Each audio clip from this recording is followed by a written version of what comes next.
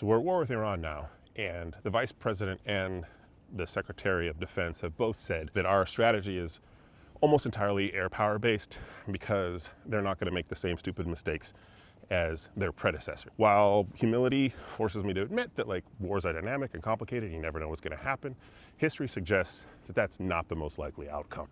The first real use of air power was in World War I, but it didn't have much of an effect in the battlefield, even though great aces emerged from that war like Manfred von Richthofen that people know as the Red Baron.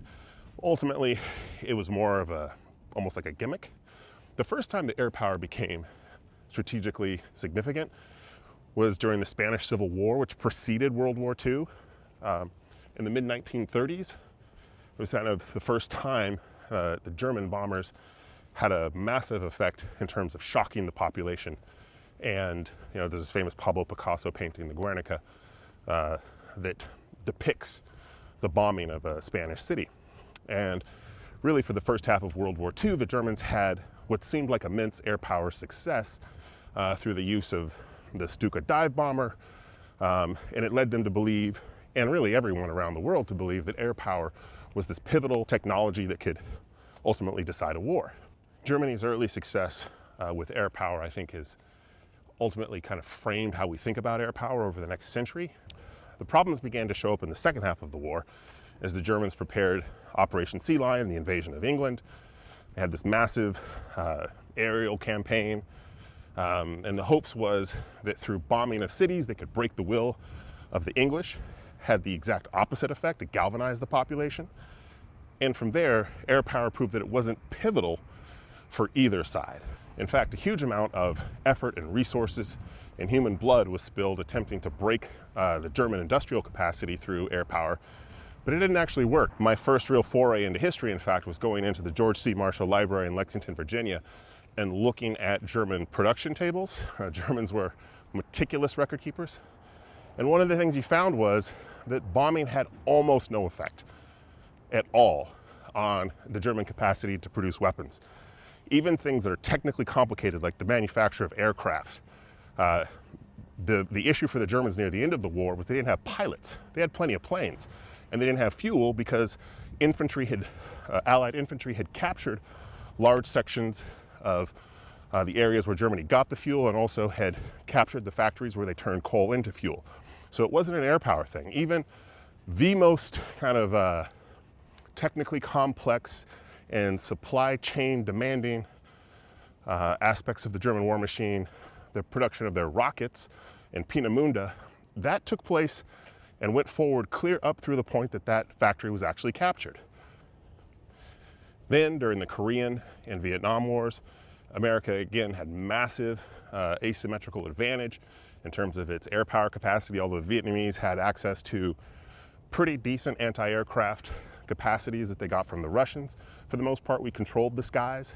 We dropped literally thousands of pounds of bombs per person in Vietnam, and we still lost that war. And the problem, of course, is that air power has this limited capacity to affect things on the ground. It is a tool and should be thought of as a tool. In the same way that a rifle is a great tool for an infantryman, but it doesn't have a ton of utility in a naval battle. There just simply isn't really any history of air power alone being able to accomplish things on the ground. And we've tried throughout Latin America, throughout the Middle East, and it's never produced the results that we wanted. So the argument is basically framed by the administration is that we're going to use air power to destroy or eliminate the current government, and that something will rise up to replace it that's better. Both aspects, I think, are kind of fraught.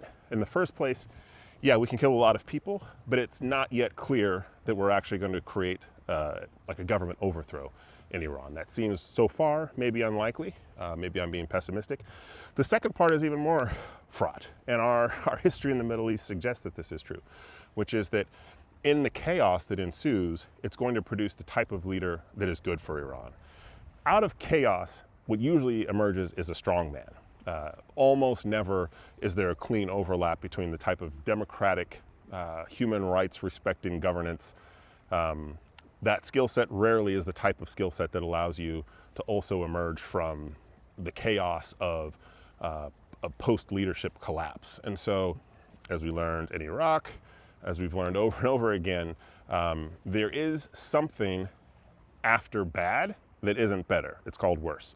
And that happens frequently, especially when you don't have people on the ground who can actually steer events. So right now you're just kind of hoping you kill everybody, knock out the government, and then good democratic human rights respecting forces emerge. Seems unlikely. Does that mean that I'm saying that we need to have boots on the ground? No. My point is that this was always poorly thought out, poorly planned. You know, in the 90s, the great philosophers Mobb Deep said, ain't no such thing as halfway crooks, and this is a halfway crook plan. We're going to say, like, okay, we're going to exert force, but not enough force to actually solve the problem.